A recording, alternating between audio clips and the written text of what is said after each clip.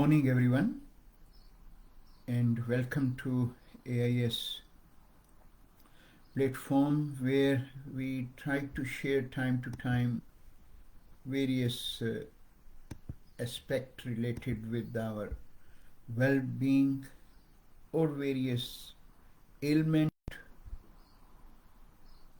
and the Ayurvedic perspective related with those ailments. Today I'm going to share with you one of the biggest ailment which we are facing in one way or the other, cancer, and what is Ayurvedic perspective on it. Before we go into that, it will be good to understand what is actually cancer. In a simple definition, there are definitely complex aspect that always being investigated and talked about whenever cancer develops. But if we keep our simple definition, which is again in our Western medicine also, that why cancer and what actually cancer is. Cancer is when our bodily cell start growing without being listening to bodily message, or in simple language, as we all know, our bodily cells, our body is nothing but just made of cells. This is in a simple understanding, no big issue in that. But at the same time, we all understand when our cells get old or damaged, they will get a message to die, and then the new cells will grow. And that's where that balance will be always maintained. But when this intelligence get affected, what will happen? Cells will keep growing without acknowledging the message not to grow, not to spread, because normally cells will not spread to the different areas. They don't encroach other areas. But when such cells who lost that intelligence to listen to the prime message from the body, they will start growing without control, and that mass will start becoming which we term as cancerous cells or cancerous growth. Then that growth can be of different kind, benign growth, or we can say getting a more cancerous growth, which will be what we call as malignancy part. Now, if we look into this definition a bit more closely and try to understand that what this definition tells us, this definition simply tells us that when our bodily intelligence get affected,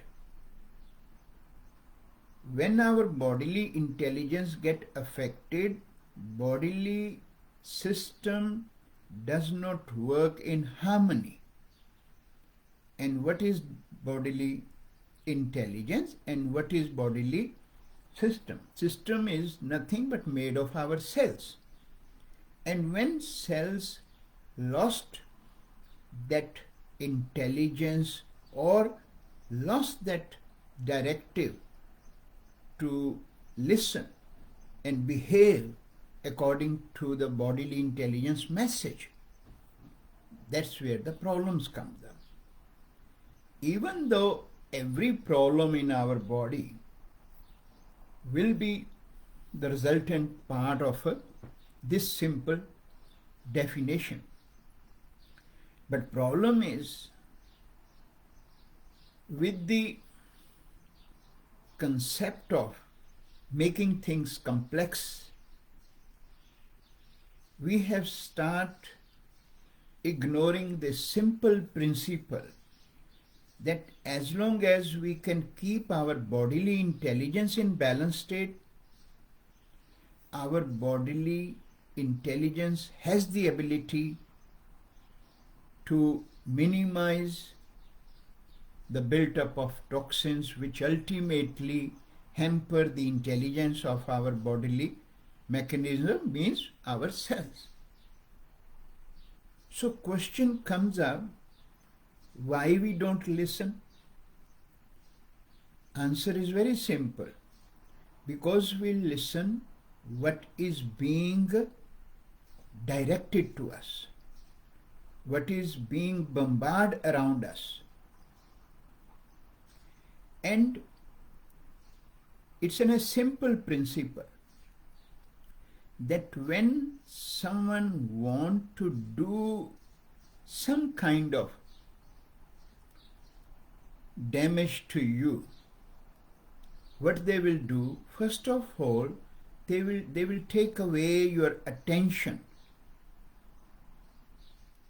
Attention means they will take your attention focus from this aspect that you have to keep your bodily intelligence in balanced state.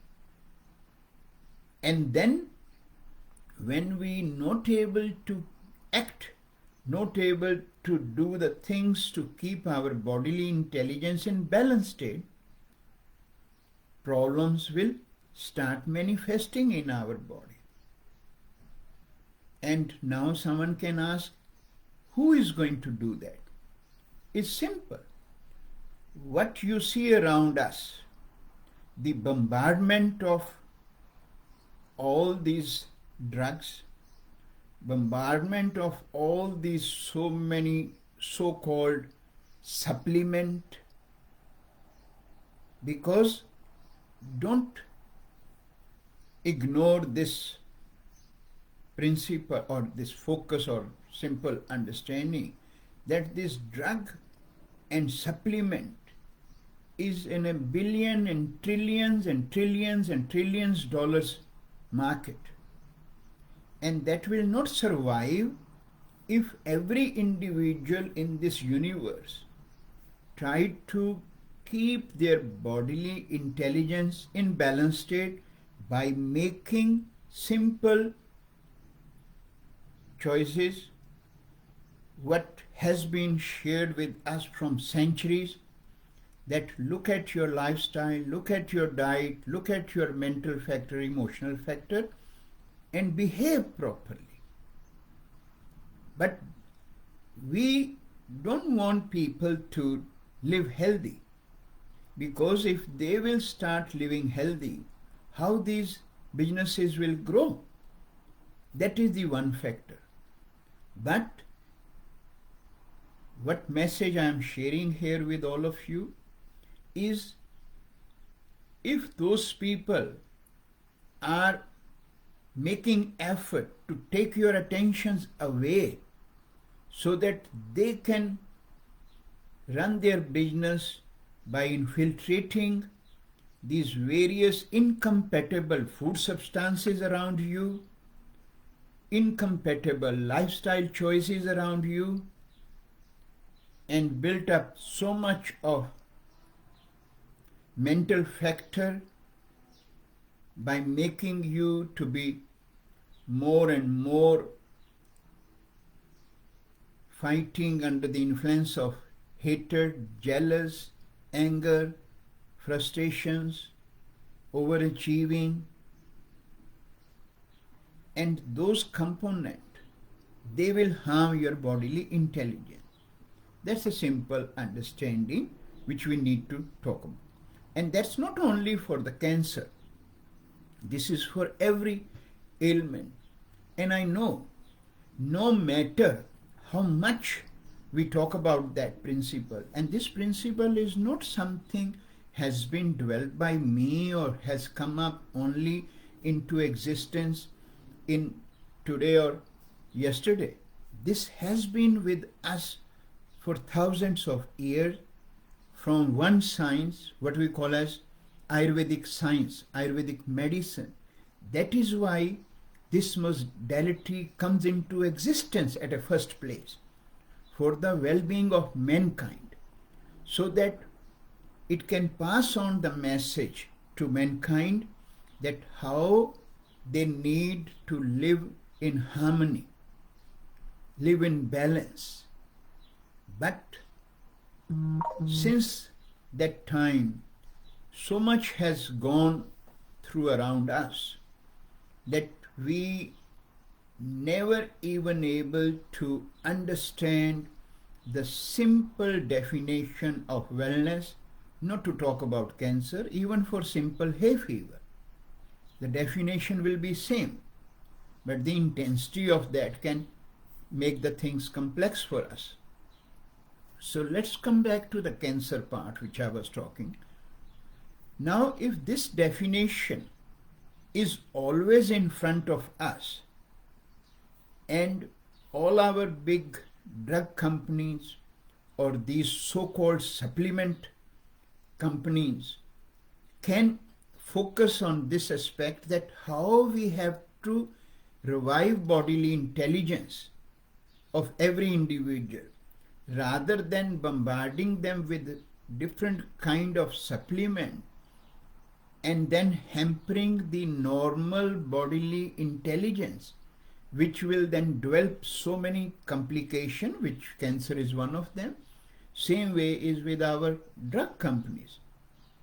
Their focus is to bombard the body with so many various drugs, which apart from working on the area for which that antibiotics or the steroids or other component has been given, but every one of us understand that what they are doing to our body, they start affecting our healthy cells, and then they also hamper the bodily intelligence mechanism. What is that mechanism is? We simply call it anabolism and catabolism. Anabolism is the growth, catabolism is destruction, and as long as that balance is kept, and who is keeping that balance is metabolism. And what is metabolism is? Metabolism is all that processing of your food and processing of your thought. If that balance, that intelligence is in balanced state, everything will be in harmony, because anabolism and catabolism will be in harmony, and nothing is going to affect any individual. It's a simple aspect. Yes, it is a simple, but the most complex and most difficult to understand, to comprehend, and then to follow. Reason of us is why we don't understand and comprehend, because again our attention from this focus is diverted by these various components around us. And if we can bring our attention back, no one will be able to attack on our well-being. And that's what we should understand and try to implement slowly. And again, those who are associated with this profession at whatever level, as a medical doctor, as a functional medicine practitioner, integrated medicine practitioner, or so-called complementary medicine practitioners, they all need to keep their own personal interest away and focus on one aspect: how we can educate our client for their well-being, how we can make them understand that they can play a role in their well-being by making this concept of bodily intelligence to bring in harmony, in balance. So coming back again to the cancer aspect, that is where the biggest problem comes up on the base of that simple definition when it starts getting affected. So bodily intelligence, question comes up now. how it can get affected. Yes, we do understand various factors and we try to make a lot of effort. And even when we doing the researches all the time now for cancer, that how cancer get developed and how cancer can get affected. But not even a single research till date has totally focused on the mental factor, that how mental factor play a role in causing the cancer to that deeper level.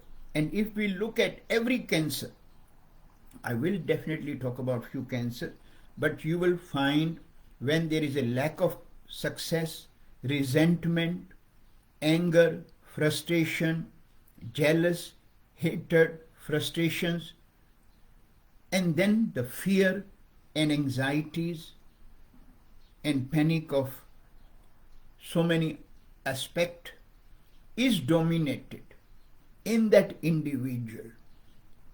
That is where you will see this process of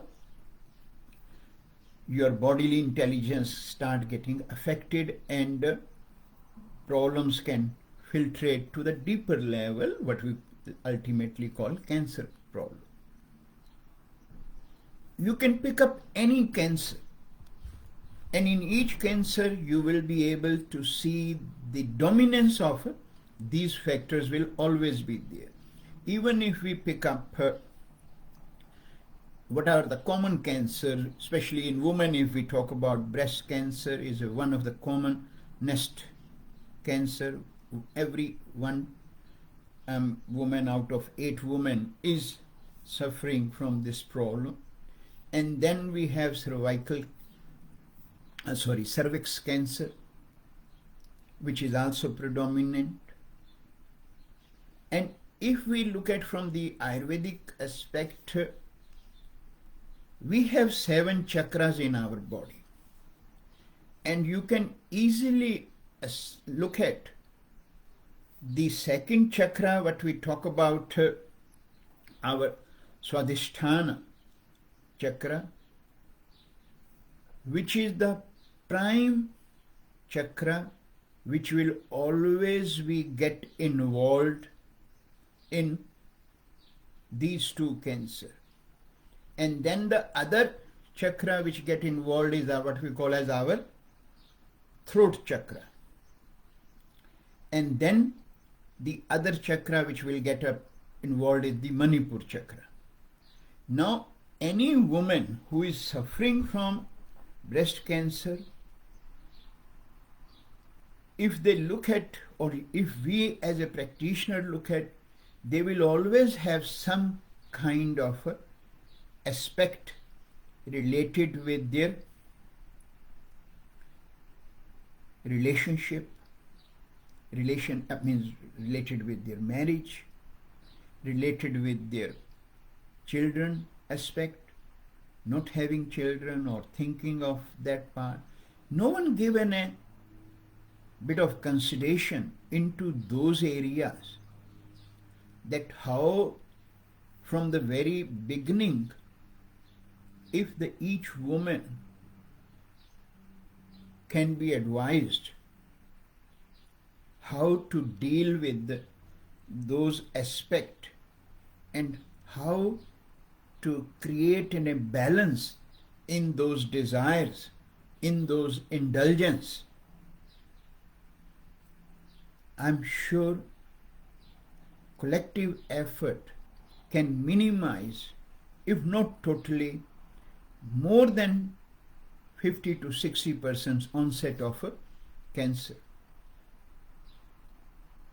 And that's what we all should look at, that apart from other factors what we all talk about, the practitioners who are related with the more holistic approach, what we call as diet and lifestyle. And then the diet and lifestyle factor again is in a bit in a area which according to each practitioner will be identified in a different way. Some will be keen to give people to go into juice diet, to sugar-free diet, or to the raw food diet. Those kind of aspect will be the first prime bombardment to that person who is suffering from cancer. And if I, with full respect to everyone who is related with this profession, ask them to understand and to give in a bit of thought that whoever is suffering from cancer, not even to talk about cancer because cancer is the subject of our discussion, that's why it is coming, simple hay fever. If someone is having this level of problem, it means their gut, their agni, their metabolism is already compromised. And then we all understand in simple aspect that when my metabolism, my agni, my digestive fire is compromised, how that agni will be able to get enkindled by just giving raw food or juices, predominant diet to that person. And that's where our complications started. And this is where Ayurvedic medicine's role comes up. They do advise you on nutrition, but the nutrition is again structured by an Ayurvedic practitioner, not just giving you the understanding that what food is good for you, but he or she will be advising you that how you are going to cook that food, how you're going to consume that food, and which food will be appropriate for your condition or yourself will be based on your prakriti and based on the season in which the client is having that cancer problem or issues, which will then give a much more better chance to support that person, because our focus is how we can support that individual who is suffering and already gone through so much of trauma and issues, having the information or the news of this having a disease at a deeper level. So that's the one aspect I would like to share with all of you, that mental factors are the key component which must be looked at even if they have not been looked at earlier.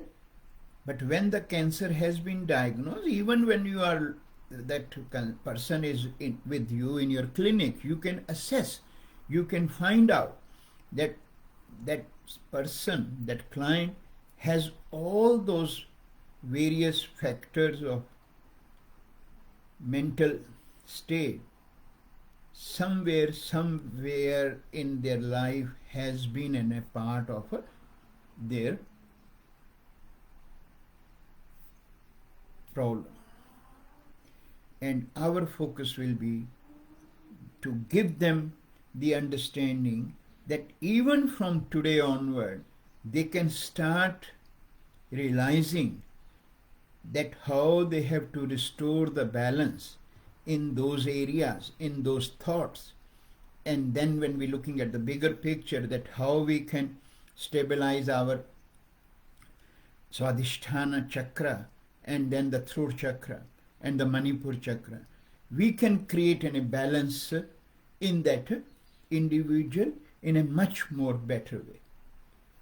And when, again the point comes up one more, when the cancer has already dwelt and has gone to whatever stage we talk about, even if it is early stages, because breast cancer is something which can be diagnosed nowadays, but when there are lumps has been identified and has been scanned and all that part, first focus is to let that get removed.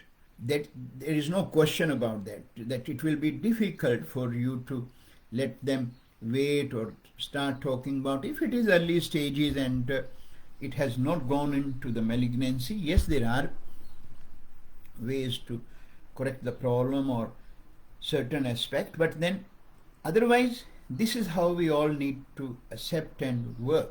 We have to work together because our ultimate focus is for the well-being of our that client.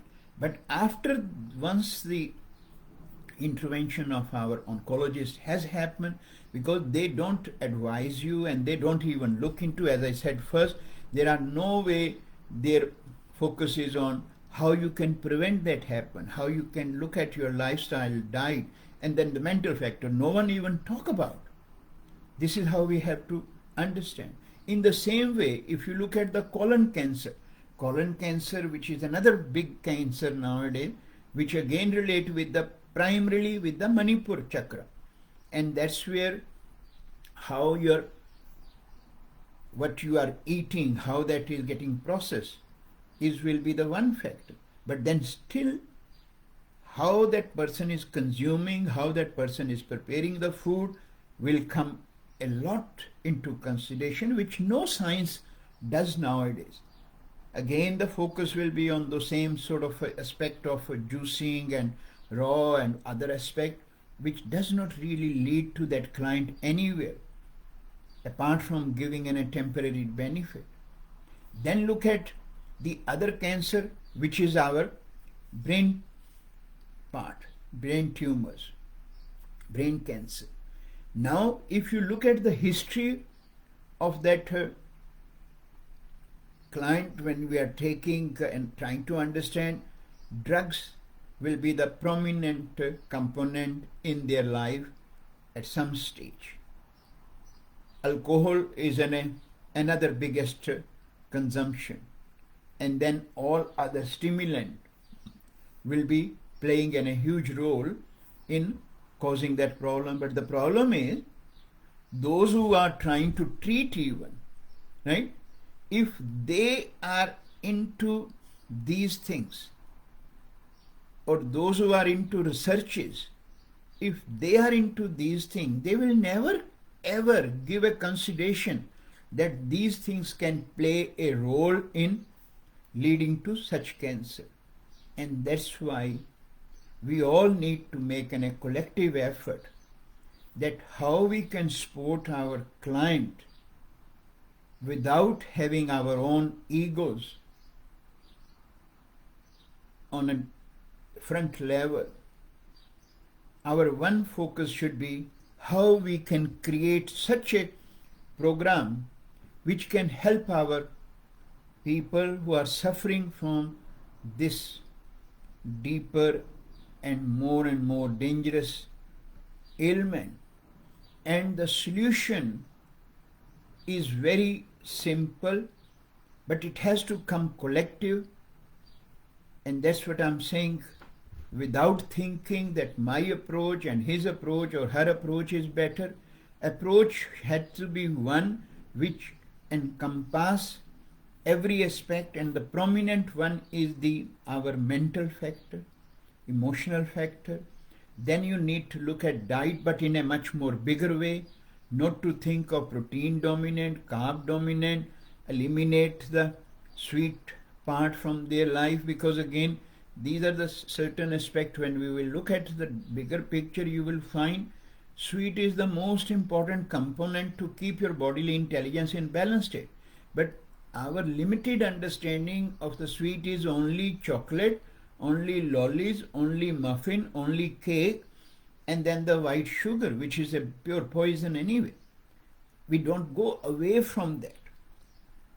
And then, as I said, with the diet part also, we need to look at the bigger picture, and then how food is consumed, how food is prepared, and then the lifestyle factor.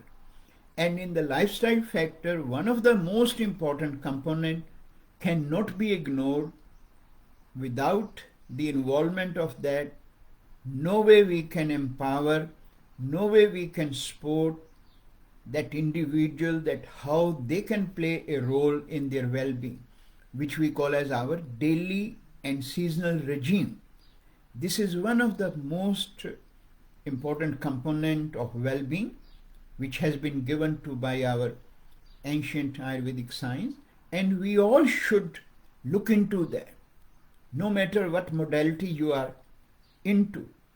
If you will able to read them, understand them, I hope your conscious will share with you that yes, that makes sense, because our one focus should be how we can help our clients. So let's move towards that aspect in the eve of this new year, which is coming up few days soon, that make an approach and how we can help our client. And that's what I tried to share today, the Ayurvedic concept on cancer, and something which can be prevented, something which can be dealt with in a much more better way, rather than letting that fear of having cancer to dominate.